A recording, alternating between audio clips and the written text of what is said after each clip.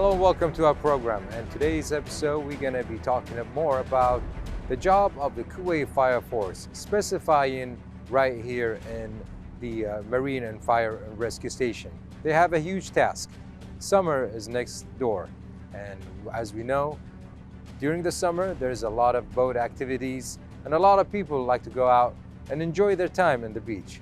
So there are safety and measurements people should understand and be aware of in the hazard areas to make sure they are safe during their boat trips or any activities on the beach.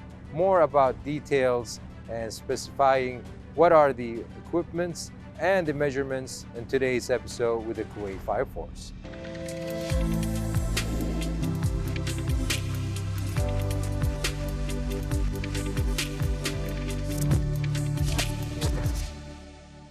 I'd like to welcome you, Major Abdul Hamid. Welcome to our program.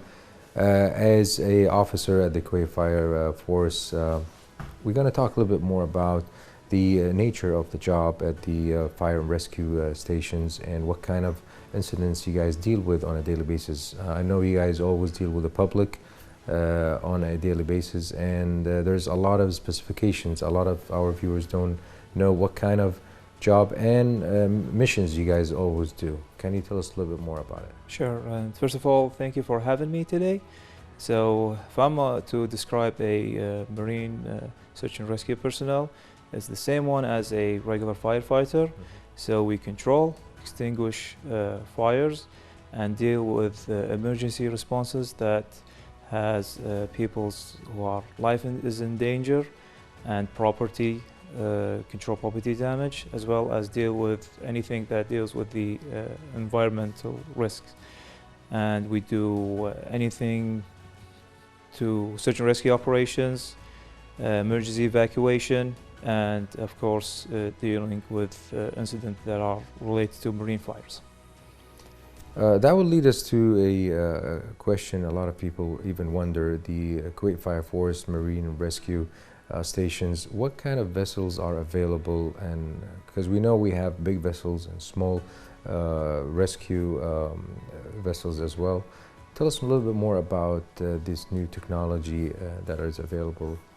So as of now, we have just about 42 vessels that are spread throughout the 5 stations of the Marine Research and Rescue Department. And as of the newest technology, we just got the latest firefighting capable vessel that's a 25 meters in length and has 4 monitors and can be fully functional for ports to commercial ships incidents with fully deployable foam that is environment friendly organic foam that we use for the marine incidents, and can carry up personnel to more than 12 firefighters, and can be at sea for more than 12 days operational at sea.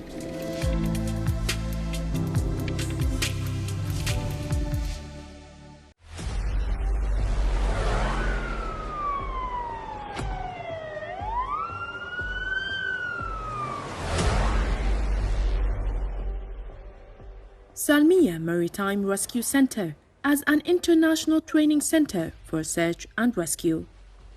The center has the strongest and most modern marine fleet in the world in terms of speed of response and its position of modern technology. Through new combat and rescue boats and high-speed rescue boats that have recently entered the service to strengthen the marine fleet. 2 years ago, the administration was provided with 8 marine boats, including 4 for rescue, 3 for combat and rescue, and 1 for landing. The nature of hard work in the Maritime Rescue Department prevents the presence of a female component in it. He pointed out that the Marine Survey Department at the Ministry of Communications is responsible for providing firefighting requirements for security and safety, and providing the firefighting equipment for the safety of seagoers, whether on jet skis or pleasure ships. It has been stressed on the wise and seagoers of the need to inform their families and security and safety centers for elderly women about their sea destination in case they run into a problem, so that the firefighters can inform their location in the event of a request for help.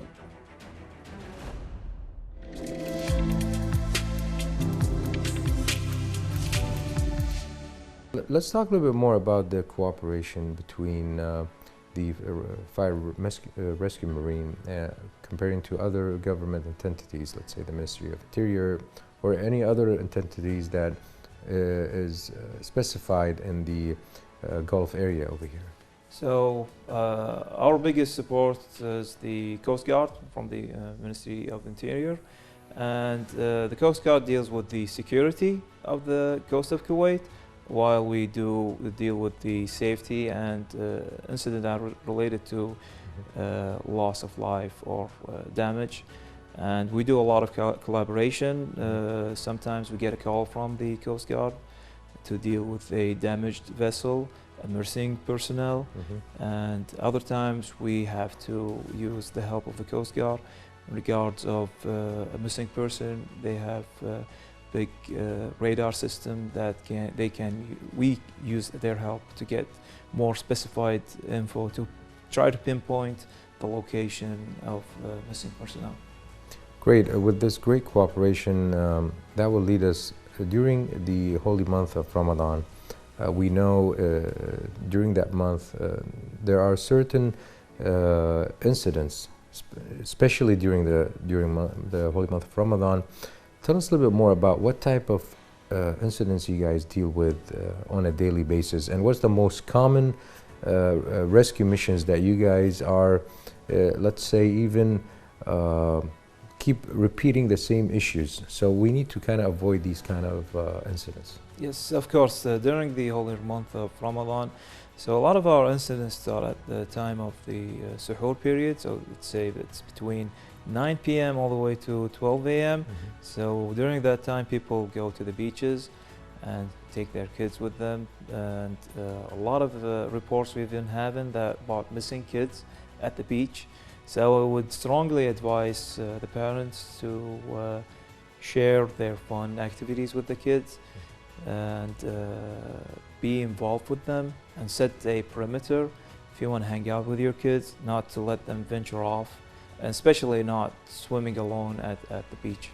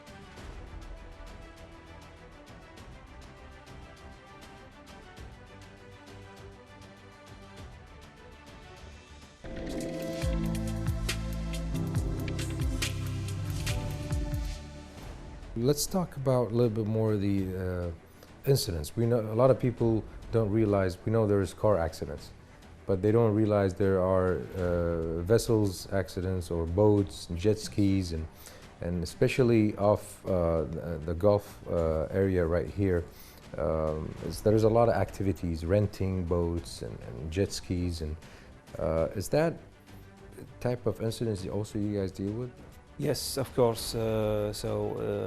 During this time, the season of water activities has just started. Season, right? Yes, and a lot of people head out to the sea.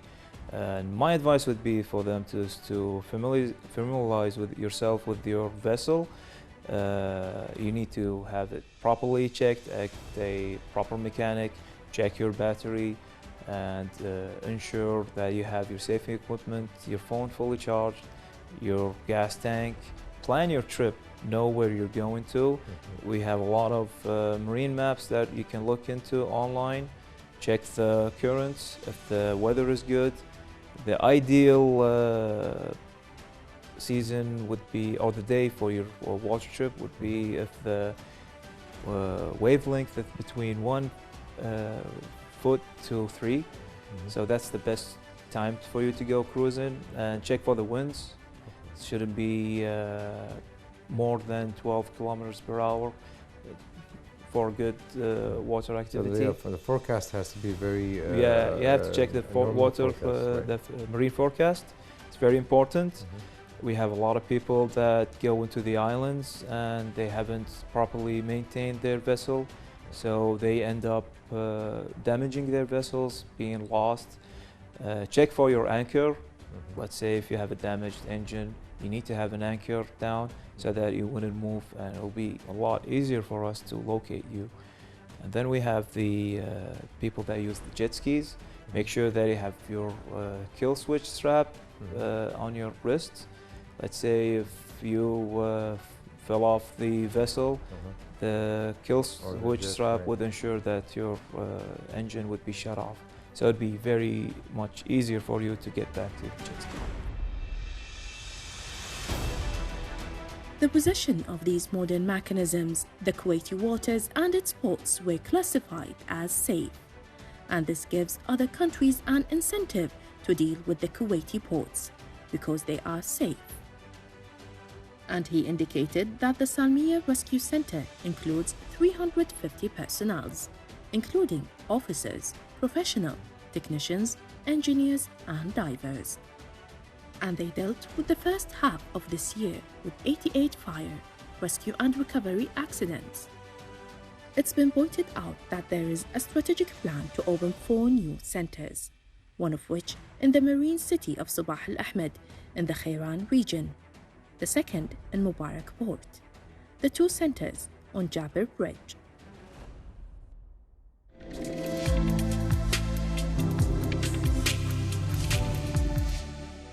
That will take us to our last question, and I always wonder if I'm going to go out on a trip, how important is it to check, as you mentioned, the safety equipment and the life jackets? I notice if I have, let's say for example, 7 people on board, how many life jackets do I need? And is there any other details? Do I need to call in a number, or do I need to inform anybody before I get out on the sea trip?